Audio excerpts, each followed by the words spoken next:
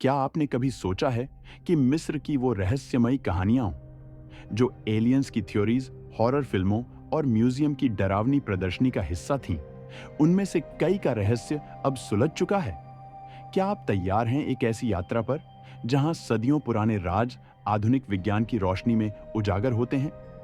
स्वागत है आपका मिस्ट्री मैनर में, जहां इतिहास सिर्फ पुराना नहीं होता, वो अजीब होता है, पागल होता है और खुद को समझाने का इंतजार करता है। यह सिर्फ एक कहानी नहीं, बल्कि एक शैक्षिक यात्रा है जो इतिहास प्रेमियों और रहस्य उत्साही लोगों के लिए डिजाइन की गई है। हम प्राचीन मिस्र के उन अनसुलझे रहस्यों की गहराइयों में उतरेंगे, जहां हर खोज एक नई पहेली को सुलझाती है और हमें मानव सभ्यता के एक अद्भुत अध्याय के करीब लाती है। चलिए, मिस्र की इन रहस्यमयी परतों को खोलते हैं।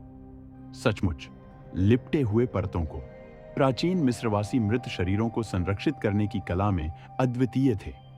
उनकी ममीकरण की प्रक्रिया इतनी उन्नत थी कि आज भी वैज्ञानिक इसे देखकर चकित रह जाते हैं। सदियों से यह एक रहस्य बना हुआ था कि वे किन विशिष्ट पदार्थों का उपयोग करते थे, और क्या यह सिर्फ एक धार्मिक अनुष्ठान था या इसमें गहरा वैज्ञानिक ज्ञान भी छिपा था। 2023 में सक्कारा में मिले प्राचीन जार के रासायनिक विश्लेषण ने इस रहस्य पर से पर्दा उठाया। इन जारों पर ममीकरण के लिए जैसे लेबल लगे थे, जो सीधे तौर पर उनके उपयोग का संकेत देते थे। वैज्ञानिकों ने इन जारों में पाए गए अवशेषों का गहन विश्लेषण किया। नतीजा चौंकाने वाला था।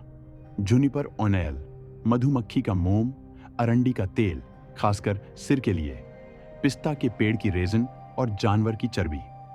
यह सिर्फ एक सूची नहीं थी, बल्कि एक जटिल रासायनिक मिश्रण था जिसे शरीर के विभिन्न हिस्सों के लिए सावधानीपूर्वक तैयार किया गया था। उदाहरण के लिए, सिर के लिए अरंडी का तेल और पिस्ता की रेजिन का उपयोग मस्तिष्क और खोपड़ी के नाजुक ऊतकों को संरक्षित करने के लिए किया जाता था। यह खोज दर्शाती है कि प्राचीन मिस्रवासी न केवल ममीकरण के विशेषज्ञ थे, बल्कि वे रसायन विज्ञान और शरीर रचना विज्ञान की गहरी समझ भी रखते थे। वे जानते थे कि कौन सा पदार्थ किस ऊतक पर कैसे प्रतिक्रिया करेगा। यह सिर्फ मृत शरीर को सड़ने से बचाना नहीं था, बल्कि उसे एक ऐसी अवस्था में रखना था जहां आत्मा अपने अगले जीवन में प्रवेश कर सके। यह एक प्रकार का प्राचीन स्किन केयर भी था, जो शरीर को यथासंभव प्राकृतिक बनाए रखने का प्रयास करता था। प्रश्न: क्या मरने के बाद भी उनकी त्वचा हमसे बेहतर थी? यह सवाल हमें सोचने पर मजबूर करता है कि क्या उनकी तकनीकें आज भी हमें कुछ सिखा सकती हैं? यह खोज हमें प्राचीन मिस्र के लोगों की वैज्ञानिक सूझबूझ और उनके जीवन मृत्यु के प्रति गहरे दार्शनिक दृष्टिकोण को समझने में मदद करती है। कल्पना कीजिए, आप एक प्राचीन कब्र खोलते हैं और सामने दो मम्मी मिलती हैं जिनके मुंह खुले हुए हैं, मानो वे मरने के बाद भी चीख रही हों। यह दृश्य किसी हॉरर फिल्म से कम नहीं लगता। इन चीखती हुई मम्मियों ने सदियों तक इतिहासकारों और पुरातत्वविदों को हैरान कर रखा था। उनकी मौत का रहस्य क्या था? क्या वे किसी भयानक दर्द में थीं, या उनकी मौत के पीछे कोई और कहानी थी? इनमें से एक मम्मी राजकुमार पेंटावेरे की थी, जिसे इतिहास में रामेसेस तृतीय के खिलाफ एक शाही साजिश में शामिल होने के लिए जाना जाता है। माना जाता है कि उसे जल्दबाजी में मम्मी बनाया गया था।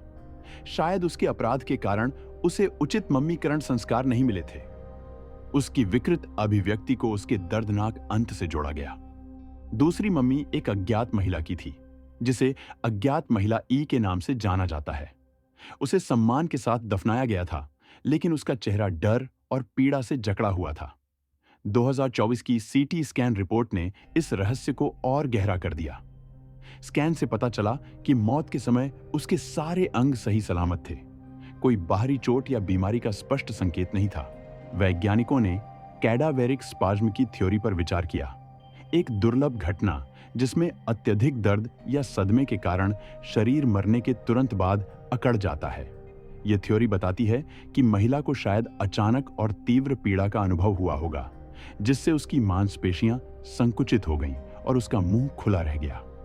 हालांकि यह थ्योरी अब भी विवादास्पद है, क्योंकि कैडावेरिक स्पाज्म आमतौर पर बहुत कम होता है और इसके लिए विशिष्ट परिस्थितियां आवश्यक होती हैं। कुछ अन्य सिद्धांतों में दम घुटने या जहर देने की संभावना भी शामिल है, जिससे शरीर में अचानक ऐंठन हो सकती है। लेकिन निश्चित रूप से कुछ भी कहना मुश्किल है। थ्योरी, या शायद उसने परलोक में टैक्स का बिल देख लिया हो। यह एक हास्यपूर्ण विचार है, लेकिन इस मम्मी का रहस्य आज भी पूरी तरह से सुलझा नहीं है, जो हमें प्राचीन मिस्र के जीवन और मृत्यु के प्रति उनके दृष्टिकोण के बारे में और अधिक सोचने पर मजबूर करता है। ब्लू लॉट्स या नीला कमल प्राचीन मिस्र की कला, कब्रों और गहनों में हर जगह मौजूद था। इसे अक्सर सुंदरता, पुनर्जन्म और सूर्य के प्रतीक के रूप में देखा जाता था। लेकिन क्या यह सिर्फ एक सजावटी फूल था, या इसका कोई गहरा, अधिक रहस्यमय उपयोग था? हाल की खोजों ने इस फूल के एक ऐसे पहलू को उजागर किया है जो हमें प्राचीन मिस्रवासियों के आध्यात्मिक और सामाजिक जीवन के बारे में एक नई दृष्टि देता है। पता चला कि यह सिर्फ सजावट नहीं था। प्राचीन ग्रंथों और कलाकृतियों के विश्लेषण से पता चला है कि ब्लू लॉट्स का उपयोग धार्मिक अनुष्ठानों और त्योहारों में किया जाता था। विशेष रूप से हाठौर महोत्सव जैसे आयोजनों में इसे वाइन में भिगोकर पिया जाता था।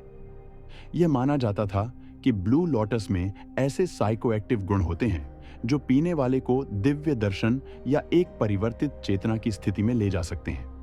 वैज्ञानिकों ने ब्लू लोटस के रासायनिक घटकों का अध्ययन किया है और पाया है कि इसमें न्यूसिफेरिन और एपोमोर्फिन जैसे एल्कलॉइड होते हैं। ये यौगिक हल्के शामक और यूफोरिक प्रभाव पैदा कर सकते हैं, जो एक प्रकार के आध्यात्मिक या मादक अनुभव को जन्म दे सकते हैं। यह प्राचीन मिस्र वासियों के लिए एक प्रकार का आध्यात्मिक एलएसडी हो सकता था, जो उन्हें देवताओं के करीब महसूस करने और ब्रह्मांड के रहस्यों को समझने में मदद करता था। यह खोज हमें प्राचीन मिस्र के लोगों के धार्मिक अनुष्ठानों और सामाजिक समारोहों की एक नई तस्वीर देती है। यह दर्शाता है कि उनके उत्सव केवल नृत्य और संगीत तक सीमित नहीं थे, बल्कि उनमें गहरे आध्यात्मिक और मनोवैज्ञानिक आयाम भी थे। ब्लू लॉट्स का उपयोग उन्हें एक सामूहिक चेतना में जोड़ने और दिव्य शक्तियों के साथ संवाद करने का एक तरीका हो सकता था। सीख, अगली बार कमल का फूल देखो, सोचो, यही है असली पार्टी प्लांट। यह हमें याद दिलाता है कि प्राचीन संस्कृतियों में प्रकृति और उसके उत्पादों का उपयोग अक्सर ऐसे तरीकों से किया जाता था जिनकी हम आज कल्पना भी नहीं कर सकते। यह रहस्य हमें प्राचीन मिस्र के लोगों की जटिल मानसिकता और उनके जीवन के प्रति उनके समग्र दृष्टिकोण को समझने में मदद करता है। प्राचीन मिस्र के इतिहास में सबसे बड़े रहस्यों में से एक था फिरौन रामेसेस तृतीय की मौत। पुराने दस्तावेज, विशेष रूप से हैरम कॉन्स्पिरेसी पपायरस, बताते हैं कि उसके खिलाफ एक बड़ी साजिश रची गई थी। लेकिन क्या यह साजिश सफल हुई थी? क्या रामेसेस तृतीय की वास्तव में हत्या हुई थी, या वह प्राकृतिक कारणों से मरा था? यह सवाल सदियों तक इतिहासकारों को परेशान करता रहा। 2012 में रामेसेस तृतीय की मम्मी का सीटी स्कैन किया गया। इस स्कैन ने एक चौंकाने वाला खुलासा किया। उसकी गर्दन पर एक गहरा घाव था जो पट्टियों के नीचे छिपा हुआ था। यह घाव इतना गहरा था कि इसने उसकी श्वास नली और रक्त वाहिकाओं को काट दिया था, जो तुरंत मौत का कारण बन सकता था। इसके अलावा उसके पैर के अंगूठे पर भी एक और घाव मिला, जो शायद एक कुल्हाड़ी से किया गया था। ये घाव स्पष्ट रूप से बताते हैं कि उसकी मौत प्राकृतिक नहीं थी, बल्कि वह एक हिंसक हमले का शिकार हुआ था। कातिल कौन था? पपायरस में दर्ज जानकारी और सीटी स्कैन के निष्कर्षों को मिलाकर वैज्ञानिकों ने निष्कर्ष निकाला कि साजिश में उसकी अपनी पत्नी रानी टीए और उसका बेटा राजकुमार पेंटावेरे शामिल थे। रानी टीए चाहती थी कि उसका बेटा पेंटावेरे सिंहासन पर बैठे, जबकि रामेसेस तृतीय ने अपने दूसरे बेटे रामेसेस चतुर्थ को अपना उत्तराधिकारी नामित किया था। यह एक क्लासिक शाही साजिश थी, जिसमें सत्ता के लिए परिवार के सदस्यों ने ही फिरौन को धोखा दिया। पेंटावेरे को इस साजिश में शामिल होने के लिए दोषी ठहराया गया था और उसे आत्महत्या करने के लिए मजबूर किया गया था, या उसे फांसी दी गई थी। उसकी चीखती हुई मम्मी, जैसा कि हमने पहले देखा, इस दर्दनाक अंत का प्रमाण हो सकती है। सीख, फैमिली काउंसलिंग न टालें, चाहे आप राजा ही क्यों न हो। यह हमें याद दिलाता है कि सत्ता और महत्वाकांक्षा के खेल में परिवार के रिश्ते भी दांव पर लग सकते हैं। रामेसिस तृतीय की हत्या का रहस्य सुलझना प्राचीन मिस्र के शाही दरबार की क्रूर वास्तविकताओं और राजनीतिक साजिशों की एक झलक प्रदान करता है। यह हमें दिखाता है कि इतिहास के पन्नों में छिपे रहस्य आधुनिक विज्ञान की मदद से कैसे उजागर हो सकते हैं। 525 ईसा पूर्व में फारसी सम्राट कैम्बाइसिस द्वितीय ने मिस्र पर विजय प्राप्त करने के बाद अमोन के ओएसिस पर हमला करने के लिए 50,000 सैनिकों की एक विशाल सेना भेजी। लेकिन यह सेना कभी अपने गंतव्य तक नहीं पहुंची। प्राचीन यूनानी इतिहासकार हेरोडोटस ने अपनी हिस्ट्रीज में लिखा है कि यह सेना मिस्र के रेगिस्तान में एक भयंकर रेत के तूफान में फंस गई और पूरी तरह से गायब हो गई। रेत का तूफान उन्हें निगल गया, हेरोडोटस ने लिखा, जिससे यह कहानी सदियों तक एक भयानक चेतावनी और एक अनसुलझा रहस्य बनी रही। यह कहानी इतनी नाटकीय थी कि इसने कई पीढ़ियों तक लोगों को मोहित किया। क्या यह वास्तव में प्रकृति की शक्ति थी जिसने इतनी बड़ी सेना को निगल लिया, या इसके पीछे कोई और सच्चाई थी? 2009 में इतालवी पुरातत्वविदों की एक टीम ने मिस्र के पश्चिमी रेगिस्तान में कुछ चौंकाने वाले अवशेषों की खोज की। उन्हें मानव हड्डियां, फारसी हथियार और अन्य सैन्य उपकरण मिले जो कैम्बाइसिस की सेना से संबंधित हो सकते थे। यह खोज हेरोडोटस की कहानी को आंशिक रूप से प्रमाणित करती थी कि सेना रेगिस्तान में खो गई थी। हालांकि आगे के साक्ष्य और गहन शोध ने एक और संभावना की ओर इशारा किया। कुछ इतिहासकारों और पुरातत्वविदों का मानना है कि रेत के तूफान की कहानी शायद सिर्फ प्राचीन पीआर थी, एक बहाना जो फारसी साम्राज्य की प्रतिष्ठा को बचाने के लिए गढ़ा गया था। उनका तर्क है कि इतनी बड़ी सेना का पूरी तरह से रेत में दब जाना बेहद मुश्किल है। इसके बजाय यह संभव है कि सेना को रेगिस्तान में दुश्मन सेनाओं जैसे कि मिस्र के विद्रोही या स्थानीय जनजातियों ने घात लगाकर हमला किया हो। रेगिस्तान की कठोर परिस्थितियां और पानी की कमी भी सेना को कमजोर कर सकती थी, जिससे वे हमले के प्रति अधिक संवेदनशील हो जाते।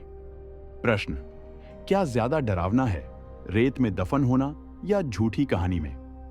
यह सवाल हमें सोचने पर मजबूर करता है कि इतिहास में कितनी कहानियां केवल प्रचार के लिए गढ़ी गई होंगी।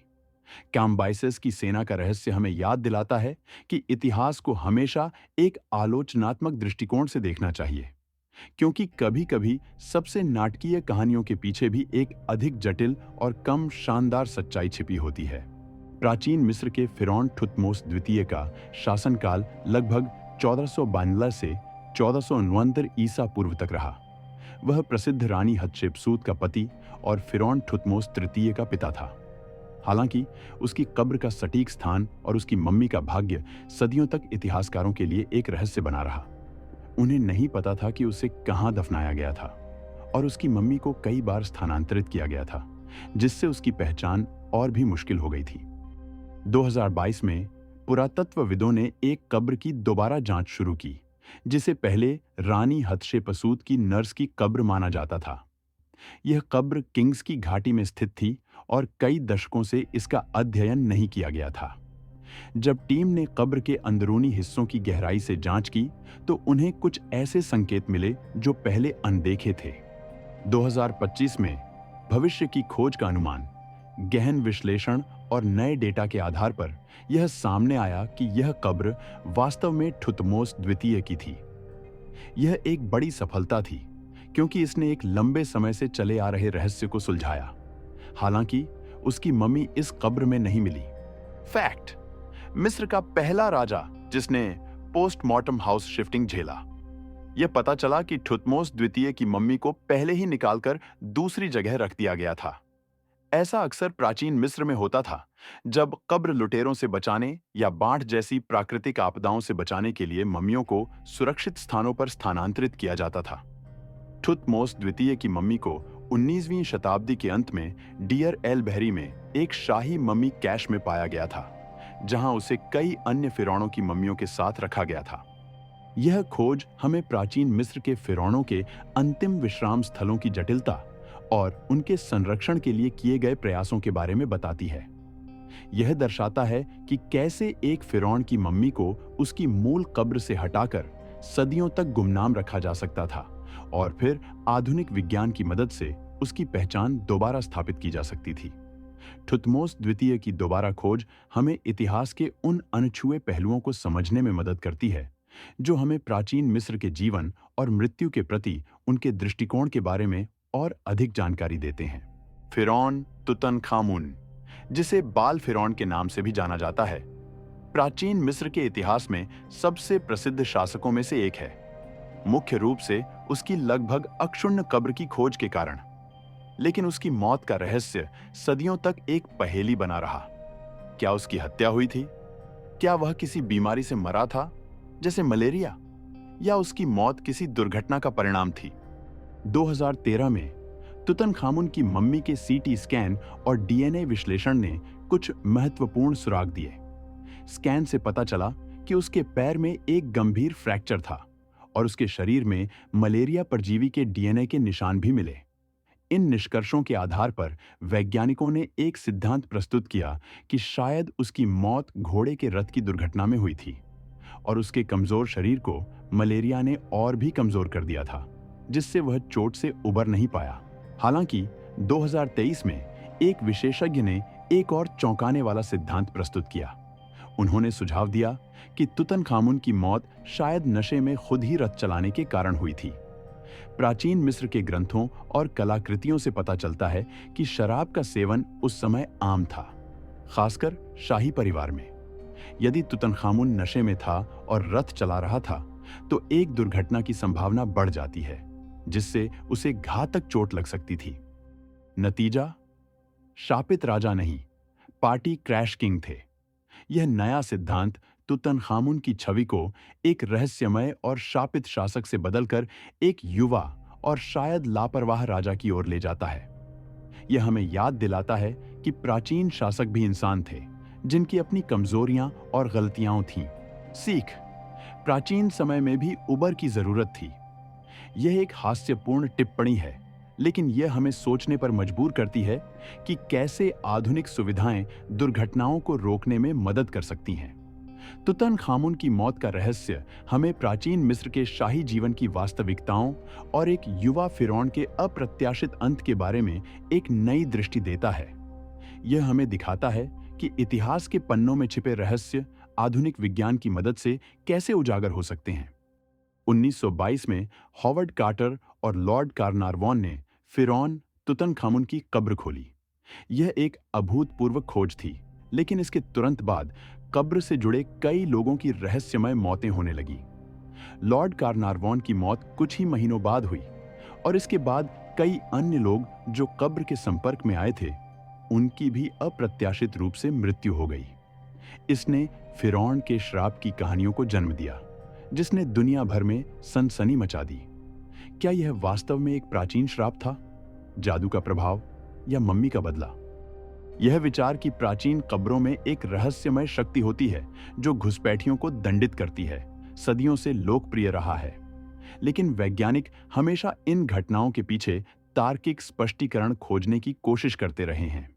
2024 की एक नई स्टडी ने इस रहस्य पर एक नया प्रकाश डाला। शोधकर्ताओं ने सुझाव दिया कि कब्र में रेडिएशन का स्तर सामान्य से अधिक हो सकता था। प्राचीन मिस्रवासी कुछ खनिजों का उपयोग करते थे जिनमें प्राकृतिक रूप से रेडियोधर्मी तत्व होते थे, और यदि ये तत्व कब्र के अंदर जमा हो जाते तो वे लंबे समय तक संपर्क में रहने वाले लोगों के स्वास्थ्य पर नकारात्मक प्रभाव डाल सकते थे। इससे पहले एक और लोकप्रिय थ्योरी में कवक, फंजी और बैक्टीरिया को दोष दिया गया था। कब्रें हजारों सालों से बंद थीं और उनके अंदर विभिन्न प्रकार के सूक्ष्म जीव पनप रहे थे। जब कब्र खोली गई तो ये सूक्ष्म जीव हवा में फैल गए और उन्हें सांस लेने वाले लोगों में गंभीर श्वसन संबंधी बीमारियां पैदा कर सकते थे। लॉर्ड कार्नारवॉन की मौत निमोनिया से हुई थी, जो कवक या बैक्टीरिया के संक्रमण का परिणाम हो सकता था। शायद श्राप सिर्फ विज्ञान था, डरावने लबादे में। यह हमें याद दिलाता है कि कई प्राचीन रहस्य जिन्हें पहले अलौकिक माना जाता था, अब वैज्ञानिक स्पष्टीकरण पा रहे हैं। यह हमें प्राचीन मिस्र के लोगों की इंजीनियरिंग और रसायन विज्ञान की समझ के बारे में भी सोचने पर मजबूर करता है। क्योंकि वे अनजाने में ऐसी परिस्थितियां बना सकते थे जो उनके कब्रों को सुरक्षित रखती थीं। फिर भी आप 3000 साल पुरानी कब्र को नंगे हाथ खोलेंगे? यह सवाल हमें अपनी जिज्ञासा और सावधानी के बीच संतुलन बनाने की याद दिलाता है।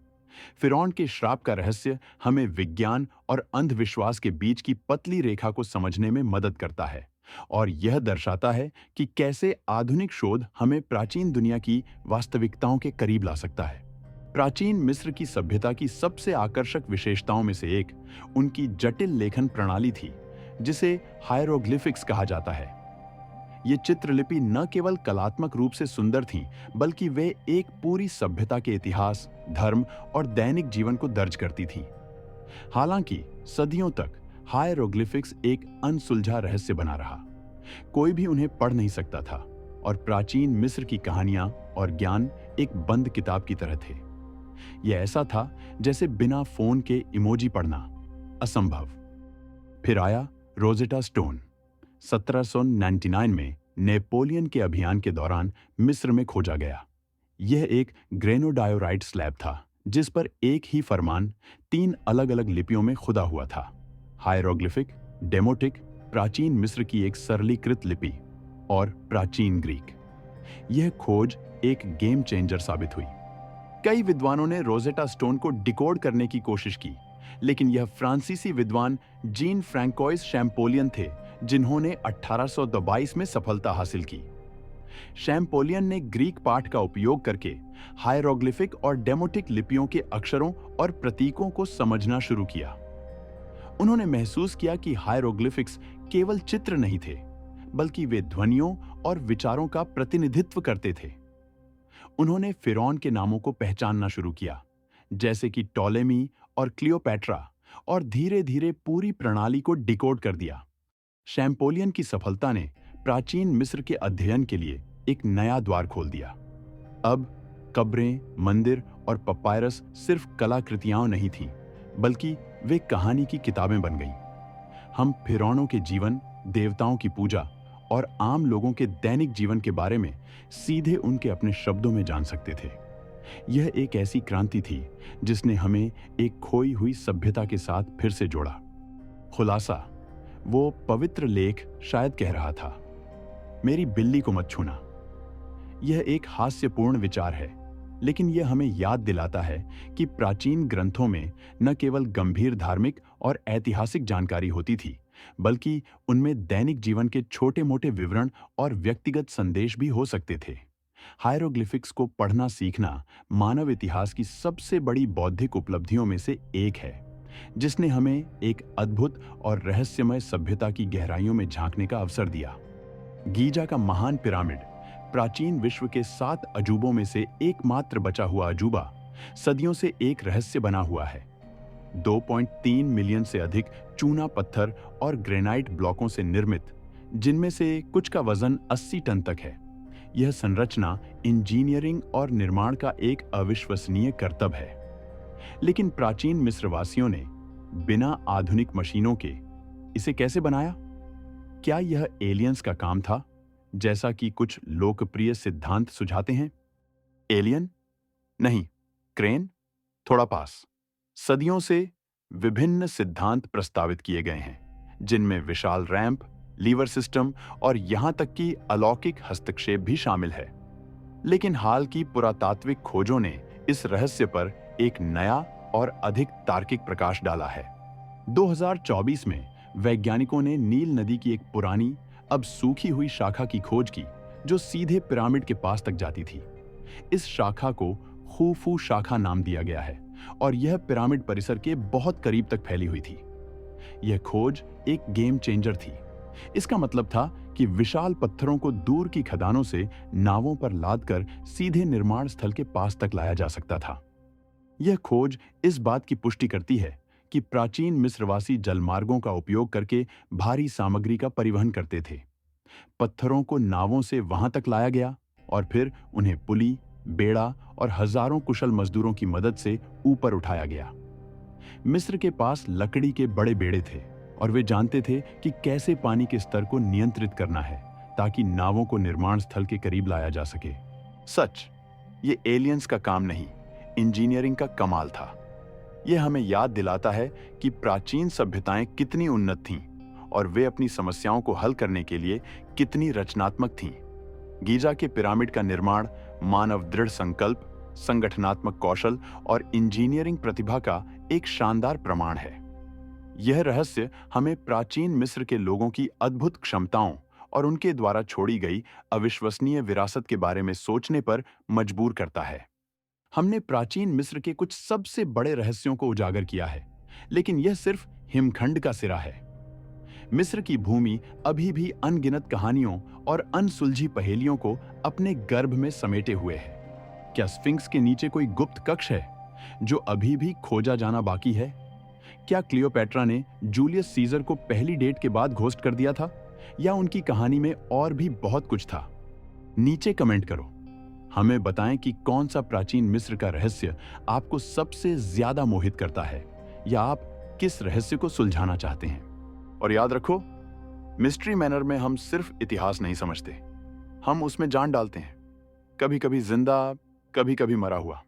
इस रोमांचक और जानकारीपूर्ण यात्रा में हमारे साथ बने रहने के लिए धन्यवाद। अगर आपको यह वीडियो पसंद आया तो इसे लाइक करें, अपने दोस्तों और परिवार के साथ शेयर करें और हमारे चैनल को सब्सक्राइब करना न भूलें, क्योंकि अगला रहस्य इंतजार कर रहा है।